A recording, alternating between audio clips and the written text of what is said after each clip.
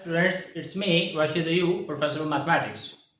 Today, I am here to discuss the solution of the trigonometric equation. First of all, what is a trigonometric equation?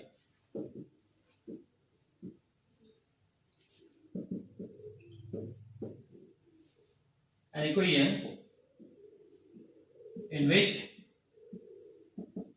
one or more than one trigonometric function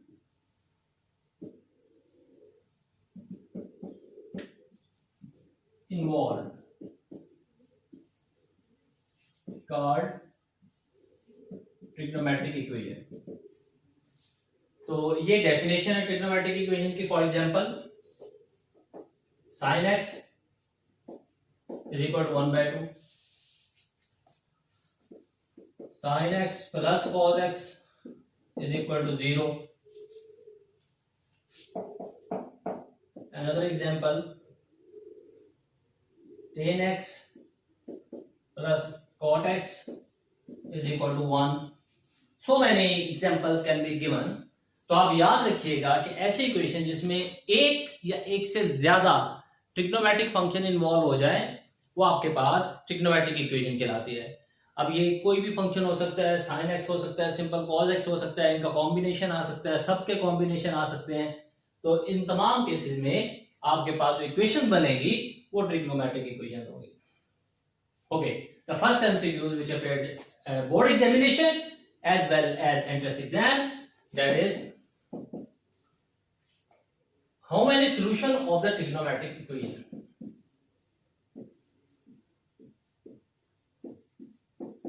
Of trigonometric equation.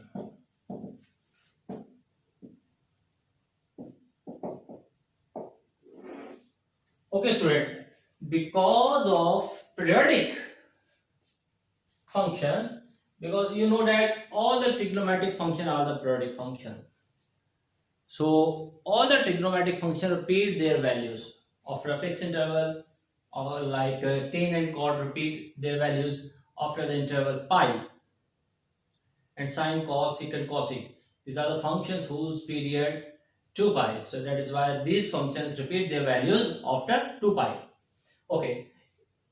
So all the trigonometric functions are periodic functions. All the trigonometric functions repeat their values. Due to this, the solution of all the trigonometric equation has infinite. Okay, the answer is infinite solution.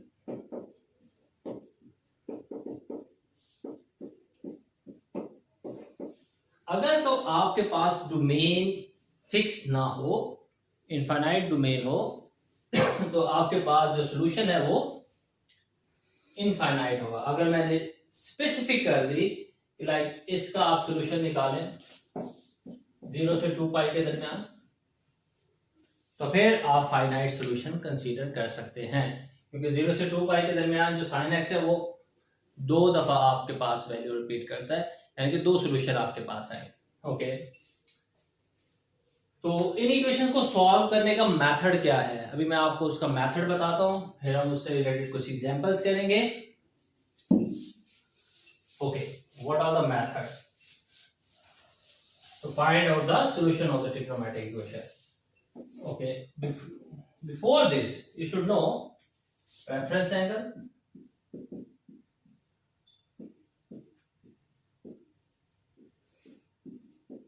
which is in first quadrant always.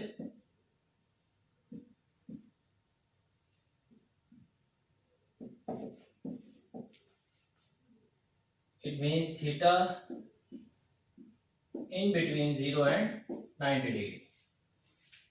In second quadrant, if you want to find out the solution of any trigonometric equation, then you will use pi minus, and it can be written as reference angle r theta.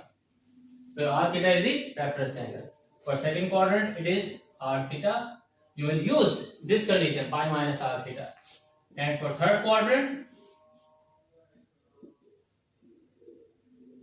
it is pi plus reference angle. And fourth quadrant it will be 2 pi minus reference angle.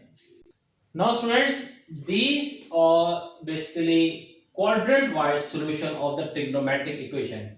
For example, if you have sine theta is equal to 1 by 2, then you should find reference angle, and then we will find the remaining solution of this trigonometric equation. Okay, I will take minus 1 by 2, it is more convenient. Okay, sin theta is equal to minus 1 by 2. सबसे पहले आपने इसका reference angle मालूम करना है. Reference angle के लिए दो चीजें आप अपने जहन में बिठा लीजिए. पहली, रेफरेंस एंगल हमेशा पॉजिटिव होगा.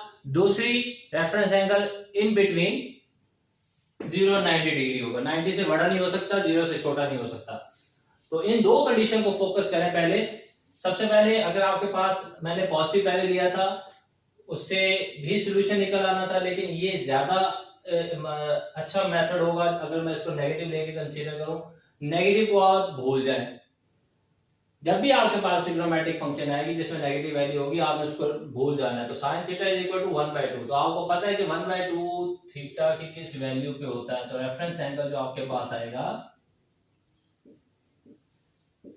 that is r of theta which is equal to theta because यहाँ पे वेरिएबल आपके पास थीटा है. तो 1 by 2 वैल्यू कब होती है साइन की? 30 डिग्री पे. 30 डिग्री का मतलब क्या होगा जी? पाई बाय 6 हो गया. अब आपने एक बात नोट की होगी, मैंने यहाँ पे नेगेटिव नहीं लगाया क्योंकि नेगेटिव लगाना भी नहीं है. मैंने आपको ये क्लियर कर दिया कि रेफरेंस एंगल हमेशा पॉजिटिव होगा, नेगेटिव नहीं होगा. दूसरा, हमेशा वो 0 और 90 डिग्री के दरमियान रहेगा. तो ये आपके पास पाई बाय 6 आ गया रेफरेंस एंगल. अब आपको पता है कि कौन सा ट्रिग्नोमेट्रिक फंक्शन किस क्वाड्रेंट में पॉजिटिव होता है और किस में नेगेटिव होता है, क्योंकि ये नेगेटिव वैल्यू है. अब आपने इस नेगेटिव को फोकस करना है. इससे पहले आपने इस नेगेटिव को कंसीडर नहीं करना था. अब जब हम सॉल्यूशन निकालेंगे तो आपको पता है कि साइन थीटा जो है वो नेगेटिव होता है in third and fourth quadrant. तो इसका मतलब ये हुआ कि जो आपका सॉल्यूशन निकलेगा वो थर्ड क्वाड्रेंट में और फोर्थ क्वाड्रेंट में निकलेगा. तो ये मैं आपको मेथड सिखा रहा हूं, ये आपने डायरेक्ट अपने जहन में करके सॉल्व करना है. अब आप देखिए, थर्ड और फोर्थ क्वाड्रेंट में, थर्ड में आपने कौन सा सॉल्यूशन लेना जी? Pi plus reference angle. और थर्ड क्वाड्रेंट जो आपके पास सॉल्यूशन आएगा that will be pi plus reference angle. What is reference angle? You have pi by 6. तो ये हो गया 7 पाई बाय 6. फोर्थ क्वाड्रेंट में आपके पास जो सॉल्यूशन आएगा जी उसको भी देख लें. That is 2 pi minus reference angle. तो 2 पाई minus reference angle pi by 6. तो ये 12 हो गया, 11 पाई बाय 6. तो ये आपके पास सॉल्यूशन आ गया. एक ये आ गया और एक ये आ गया. ये जनरल सॉल्यूशन नहीं है, ये सिंपल सॉल्यूशन है आपके पास. ओके, अगर आपने इसको जनरल सॉल्यूशन में लिखना है तो आप साइन का पीरियड जो होता है जी, what is period of sign?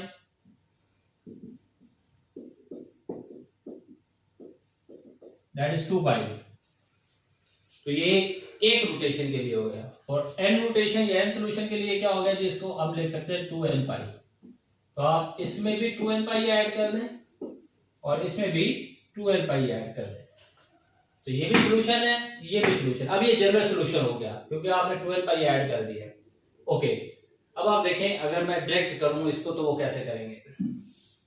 Let's suppose कि ये क्वेश्चन आपके पास आ गया है, sin x is equal to 1 by 2. मैं थीटा को भी x में रिप्लेस कर देता हूं. सबसे पहले आपको पता है कि इसका रेफरेंस एंगल पाई बाय 6 है. तो आपने जेन में इसको कंसीडर कर लेना पाई बाय 6. फिर आपको पता है कि फर्स्ट क्वाड्रेंट में पॉजिटिव होता है, सेकंड में होता है. तो ये फर्स्ट क्वाड्रेंट का भी सॉल्यूशन यही हो गया. ओके, तो सेकंड क्वाड्रेंट में आपके पास क्या है? Pi minus reference angle. Okay, तो पाई माइनस पाई बाय 6. तो ये हो गया 5 पाई बाय 6. तो ये आपके पास दो सॉल्यूशन आ गए. एक आपके पास पाई बाय 6 आ गया, दूसरा आपके पास 5 पाई बाय 6 हो गया. तो ये जनरल सॉल्यूशन नहीं है. अगर जनरल सॉल्यूशन की बात आएगी तो आपको पता है कि इसका पीरियड 2 पाई है, n को मल्टीप्लाई कर देंगे साथ, तो 2n पाई और 2n पाई आ जाएगा साथ. तो ये आपके पास एक एग्जांपल हो गया और मेथड भी हो गया. आपने देखा कि मैंने यहाँ पे डायरेक्ट मेथड से सॉल्व किया. तो आपको भी डायरेक्ट मेथड से ही सॉल्व करना है। फॉर एग्जाम्पल मैं एक और एग्जाम्पल लेता हूँ, वो भी मैं आपको डिटेल में समझा देता हूँ, तो आपके लिए बड़ी हेल्पफुल होगी। That is sin x plus cos x is equal to 0 divided by cos x on both side. तो ये sin ओवर cos 10 हो गया, cos ओवर cos 1 हो गया, ये 0 हो गया। तो ये हो गया 10x इज इक्वल टू -1। अब नेगेटिव तो नहीं देखना रेफरेंस एंगल के टाइम, आपको पता होना चाहिए कि 1 कब होता है जी, 10 1 कब होता है π/4 पे। तो रेफरेंस एंगल आपके पास आ गया, यहाँ पे वेरिएबल x है इसलिए मैंने यहाँ पे x लगा दिया, तो ये हो गया π/4। अब क्योंकि ये नेगेटिव है, आपको पता है कि 10 नेगेटिव कहाँ कहाँ होता है, सेकंड और फोर्थ में, सेकंड और फोर्थ में। अगर इसका सिंपल सॉल्यूशन पूछे तो सिंपल सॉल्यूशन में आपके पास क्या हो जाएगा जी, सेकंड क्वाड्रेंट में आपने क्या यूज करना है, pi minus reference angle, that is pi minus π/4, तो ये हो गया 3π/4। और अगर आपने जनरल सॉल्यूशन निकालना है तो इसमें क्या ऐड करेंगे, n π। अब n π क्यों ऐड किया जी, क्योंकि आपको पता है कि 10 का जो पीरियड है वो आपके पास है पाई, कोड का पीरियड भी आपके पास पाई है। तो जब आप आफ्टर इनफाइनाइट सॉल्यूशन या सर्कल्स के लिए बात करेंगे या रोटेशंस के लिए बात करेंगे तो ये n पाई हो जाएगा, n टाइम आपको मल्टीप्लाई कर, फिर n बिलोंग्स टू इंटीजर्स। अगर ये एंटी क्लॉकवाइज मूव करेगी तो एंगल पॉजिटिव, अगर क्लॉकवाइज मूव करेगी तो एंगल नेगेटिव होगा। ओके नेक्स्ट, अच्छा ये आपके पास है जी सेकंड क्वाड्रेंट, फिर आपने जाना जी फोर्थ क्वाड्रेंट में, क्योंकि नेगेटिव है ना, तो 10 नेगेटिव कहाँ कहाँ होता है, सेकंड और फोर्थ में। ये हो गया 2 पाई माइनस रेफरेंस एंगल। अच्छा ये लिखने की जरूरत ही नहीं है, रेफरेंस एंगल आप डायरेक्ट कर सकते हैं आप 7π/4। तो अगर आपने जनरल एंगल वैल्यू मालूम करनी है तो ये आपके पास n पाई आ गया। तो ये आपके पास सॉल्यूशन आ गया स्टूडेंट, जनरल वैल्यूज में भी आ गया, सिंपल वैल्यूज में भी आ गया। अब मैं आपको जनरली बता देता हूं जी solution. sin x equal to 0, principal solution, general solution. Principal solution sin 0 पे 0 होता है और ये n पाई हो गया। cos x equal to 0, cos कहाँ 0 होता है, cos जी π/2 पे 0 होता है, cos 90 डिग्री 0 होता है और cos 0 1 होता है। जनरली आपके पास क्या सॉल्यूशन आ गया, 2n + 1 π/2। ओके जी, what about the tan x, तो tan x का भी जो आपके पास सॉल्यूशन होता है, tan 0 पे 0 होता है, ओके, और n पाई आपके पास उसका जनरल सॉल्यूशन हो गया, then where n belongs to integer. तो अगर आपके पास डायरेक्ट सॉल्यूशन आ जाए कि मतलब इस ये sin cos tan equal to 0 आ जाए, तो फिर आपसे प्रिंसिपल सॉल्यूशन पूछ लिया जाए तो आप बता सकते हैं। फॉर एग्जांपल यहाँ पे मैंने sin x इक्वल टू 0 लिखा, sin x की जगह मैं लिख देता हूँ जी sin 2x इक्वल टू 0। तो इट मीन्स आपको इसका प्रिंसिपल जनरल सॉल्यूशन पता है जी n पाई, तो 2x is equal to n pi, x is equal to n π/2, तो ये इसका सॉल्यूशन होगा। स्टूडेंट्स ये याद रखिएगा, बहुत सारे बच्चों को ये पता नहीं होता, वो बिल्कुल यहाँ पे भी सिंपल n पाई पुट कर देते हैं, इक्वल टू x पुट कर देते हैं, जो भी यहाँ पे कांस्टेंट मल्टीप्लाई या डिवाइड हो रहा होगा उसी के हिसाब से आप आगे लेके जाएंगे। फॉर एग्जांपल मैं एक और एग्जांपल आपको दे देता हूँ, cos x/4 is equal to 0। It means cos 0 कहां पे होगा, जनरल सॉल्यूशन में 2n + 1 into π/2 equal to x/4। तो अब आप देखिए, आपने तो x मालूम करना है, तो ये 4 इधर जाके क्या हो जाएगा, मल्टीप्लाई, तो ये आपके पास 2 रहेगा, x is equal to 2 pi into 2n + 1। तो ये आपके पास सॉल्यूशन आ गया। तो ये आपके पास, अभी मैं मजीद इसकी एग्जांपल देता हूं।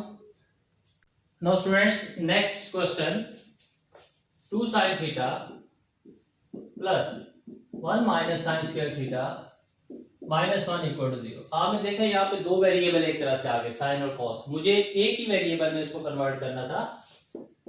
2 sin theta plus 1 minus sine square theta minus 1 is equal to 0। -1 plus 1 से cancel, 2 sin theta minus sine square theta is equal to 0। तो साइन थीटा कॉमन ले लें, पीछे आपके पास क्या रहेगा, 2 minus sine theta is equal to 0। Sine theta is equal to 0, it means theta is equal to n pi, जो कि अभी मैंने आपको बताया। अब आप देखें 2 minus sine theta, this implies sine theta is equal to 2। तो not possible, solution is not possible. इसकी वजह क्या है स्टूडेंट, क्योंकि आपको पता है कि साइन की जो रेंज है वो -1 और 1 के दरमियान है, इससे बाहर आप नहीं जा सकते। यहां पे क्या आ गया, 2, रेंज में 2 आ गया। जब थीटा जो भी आप पुट करें 2 आ ही नहीं सकता, इसलिए ये सॉल्यूशन एग्जिस्ट नहीं करता।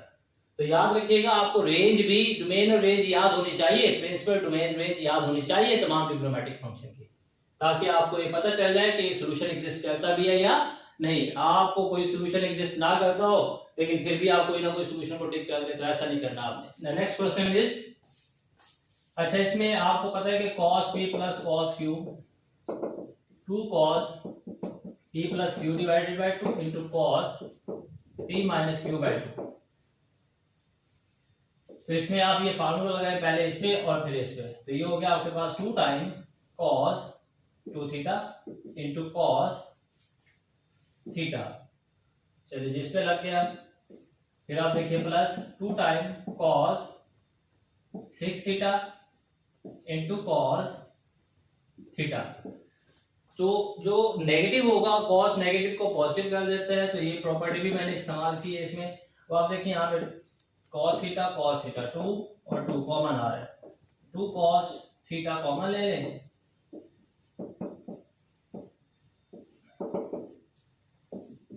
2 cos थीटा इक्वल टू 0 और cos 2 theta plus cos 6 theta is equal to 0। तो यहाँ पे आपके पास आ गया theta is equal to 2n plus 1 pi by 2, जो कि मैंने अभी आपको बताया जनरल सॉल्यूशन। इस पे फिर दोबारा ये टेक्निक फॉर्मूला ये लगा दें, 2 cos 4 थीटा और cos 2 theta is equal to 0। तो 2 से डिवाइड कर दें, cos 4 थीटा इक्वल टू 0 और cos 2 theta is equal to 0। तो 4 theta is equal to 2n plus 1 pi by 2 और 2 theta again 2n plus 1 pi by 2। तो ये जो 4 है ये इधर आके डिवाइड हो जाएगा पाई बाई 8, ये जो 2 है इधर आके डिवाइड हो जाएगा पाई बाई 4 और 8 ये। तो इस इक्वेशन के आपके पास 3 सॉल्यूशन होंगे। So this is the end of this chapter, hope you understand. Thank you very much.